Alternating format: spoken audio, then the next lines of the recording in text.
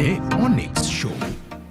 Hi guys, today on this episode we want to talk about sex in a sex crazy world. And my name is Dion Ofori. Thank you. The Onyx Show. Baby, you're looking amazing. Thank See, give me a 360. That's my babe.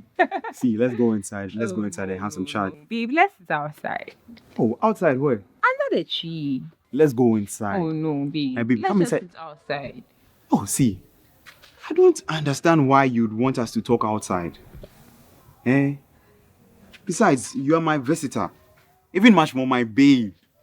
See, let's go inside. No. Enter and let's talk. No, babe. Chris, like I said earlier, let's just sit outside under this tree and inhale some fresh air. Ah, so you mean the aircon in this house does not blow fresh air for you? See, I can assure you, babe, nothing is going to happen. Let's just go inside. No, babe, no. See, what at all am I going to do to you? Tell me. Listen, babe, I'm not trying to insinuate anything.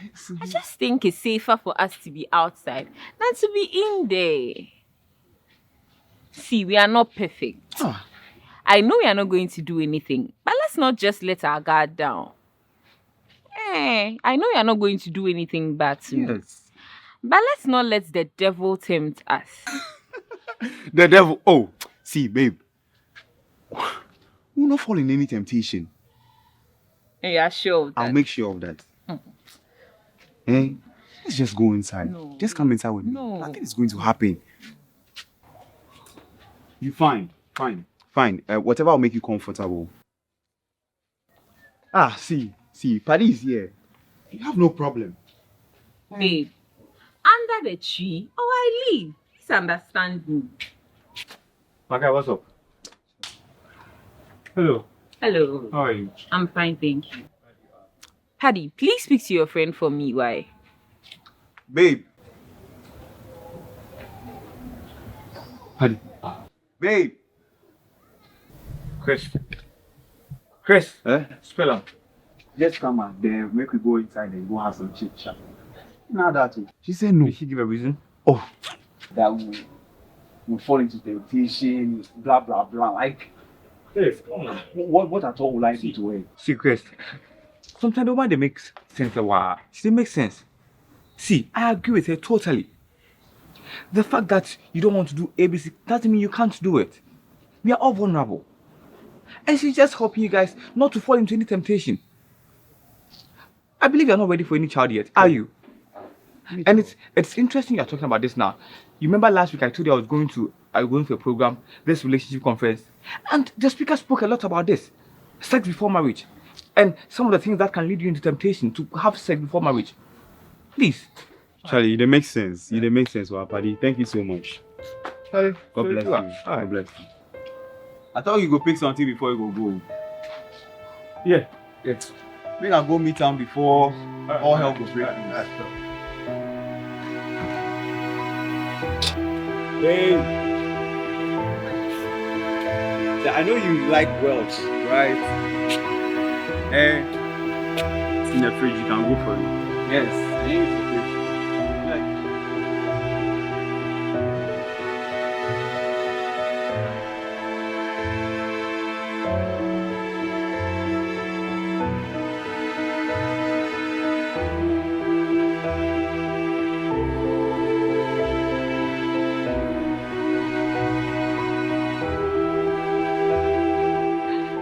Hello, Chris. Excuse me, sorry. So that they left, we'll go do some 1 or 2 stuff. Oh, sure. You do it. Forget you don't have to do it. You. Charlie. So you do it. Thank you so much. You're welcome, bro. Thank you. You'll be fine, yeah? Charlie, you good, yeah? Sure, safe. Yeah, come back early. The Onyx Show. Okay, so to clear the notion, everything is not about sex. Everything. The marriage, relationship issues, it's not all about sex. It goes beyond having sex, having children. So let's get it clear that it is not everything about sex. I think if it is about sex, people wouldn't have married. People will just go pay prostitutes and they will just sleep with And them. how many times even do you have sex in the marriage? How many hours? That is it. So it is not everything about sex. Nti tobo ade na he opre ho a. Opre ho a. Wala. Uti bebom tobo. When it's ready, why you enjoy it. Madam for being a kind of say mo pre mo ho na mo ti bobom pa mo na may you when you are relaxed. You can plan it well and do it neat. No quickie. No quickie. So I think why no sex? No, the emphasis is on the attachment. You see, young ladies, no, it's very difficult to say you are having an attachment-free sex for the ladies, other than the guys. Oh, no, guy, no. Sometimes he can even have sex with somebody and not remember that he even had sex with this person before. But for the lady, it means more than just that. It's very true. Are you a guy? Are you a guy? You when? When did I even? It's true, especially those who exploit a lot. Yes. And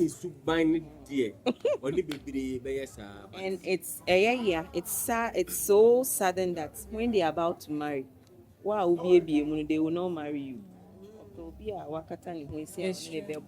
So you realize that 10 years sex and some ban and one year so now I say hey, and then not done till be cried in you saying show be just because of a so heading or yes I'll get down on the semi can yes I rashes. I think we are watching too. Yes, I was about saying, say Hollywood and why. Nollywood, Hollywood is so boy.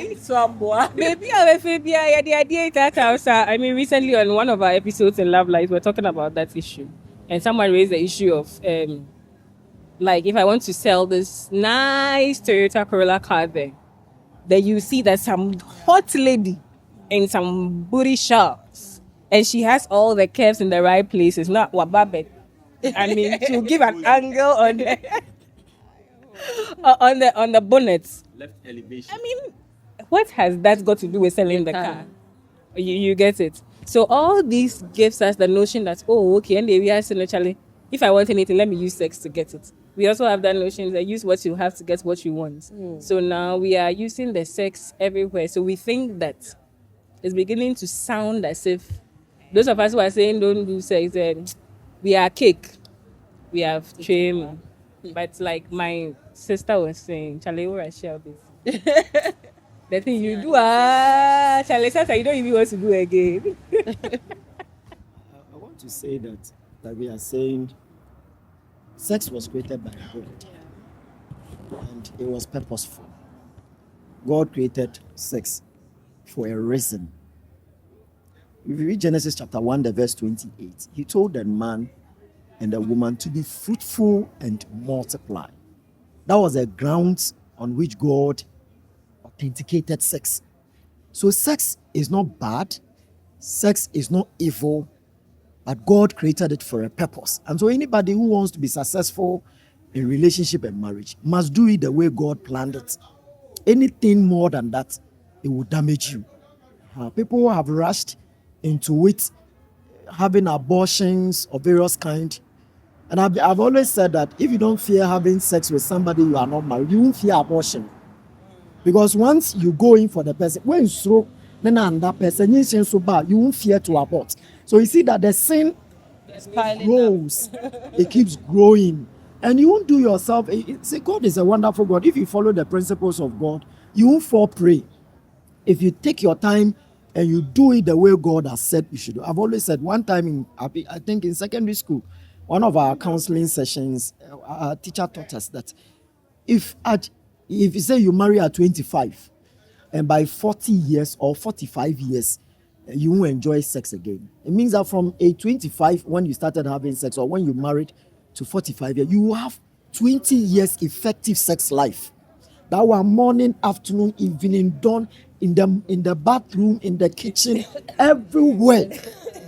So it means that if you don't take your time and you rush into it, By the time you get to the peak to enjoy it, the diminishing returns has already, and that is one thing that is creating a lot of marital problems because we rush, we still adibia ye biano, and yet and then it also kills trust in the relationship. If you are not married and you're already sleeping with the woman or the man, by the time you marry, you know you fear yourselves. When the man says I'm traveling, or the woman says I'm traveling, and yeah, it is not also noble to you. So I want to admonish the fact that sex as God created it is good, is refreshing, it's a beautiful thing.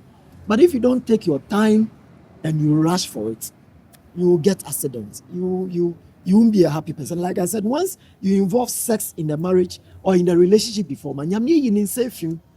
Most of the baby and a manpower. So and the consequences are bad. So sex, and like you say, sex, it's a thing. Now everywhere you turn, those days you hardly will see it. The first time I had a laptop on the screen at the corner there was a lady who was dancing herself. I didn't put that app on the laptop. It came with it. So it's everywhere. But Romans chapter 12, the verse 1, he says, I beseech you therefore to present your body as a living sacrifice. Then verse 2, say, be ye transformed by the renewing of your mind. So what saves you is to be clinged to the things of God. So one creating a relationship with God, Satan will have a place and he will damage you. He will damage you. When you look at Gomer in the Bible, to a point, Bible said that you need to beg him for sale. Yeah. For sale. She was so cheap. So shut animal we are say if you're a youth and you don't have a future. By the time I'll be doing real person or worry now you don't have value. So it is good to wait. Yeah, you have to It is be very good setting your mind on things that are noble, other than this sex sort of thing. For me, I always say that maybe God has his own way of making people stay chaste. And for me, one of the things, aside the fact that I knew that God did not want us to have sex before marriage, my parents have told me, and all the things I've learned from Sunday school through to whatever. At a point when I was in like the uni, around me, I was seeing people dating, and sometimes I'll sit down and say, so yeah, are they really sure that when you have sex, something happens? I don't think anything happens because all these people are walking around. Like nothing has happened. And I'm like, what will happen? There's nothing wrong with that. At a point, that was some of the things that was coming into my head. But just at that point, the only thing that made me stay away from the sex was that, hey, don't you remember that some people said the first time is painful? So you see that it's very funny for me at a point where I've known, or Bible says that those who have seen the light and have gone away before for them to come back. Such a thing was almost happening to me in that area because I've heard all that I have to hear, all the consequences I've heard them, people's testimonies and everything. But look at what was making me stay away. Hey, it's going to be painful. That was all that was making me stay away. So at the end of the day, if I'm in pain, who am I going to tell? Will I go and tell my PENSA president that I'm in pain? Why? Because I can't even say it anywhere. And no one can hear that thing from me. You see, sometimes we have all the right upbringing, but ebedu baby no. Like what's yama then yatra. If it doesn't really sink into your spirit and you don't really have guidance like all the time, but that's why nowadays I don't see the relationship counseling and those things that we used to enjoy those days now. Maybe it's because I'm not on campus, but I feel like those things, they put us on track one way or the other. Because one way or the other, no. Ube say, adere no. Drift kakra pena relationship talk be aba. Ne abo wechia, then your mind comes back to, we should hammer it because we say that the more you hammer it, the more the person go and do it. But I don't think so. You can't say you need more dreams or china what plan pass or china day will be and say your boss so maybe you will change your mind. Someone was talking about the fact that recently now what's the thing is that you need to have experience. You can't go to marriage as a virgin. What experience are you taking to your marriage? But the truth is that we are all unique. Sex with A is not the same as sex with B. So you gathering all that experience with A, B, C, D, and you end up going to marry X or Z. What you are doing is that you are creating tension, you are creating trouble for yourself, because what X or Z will do is not the same thing that you did with A, B, C, D. And so because of that, you set yourself some standards and criteria.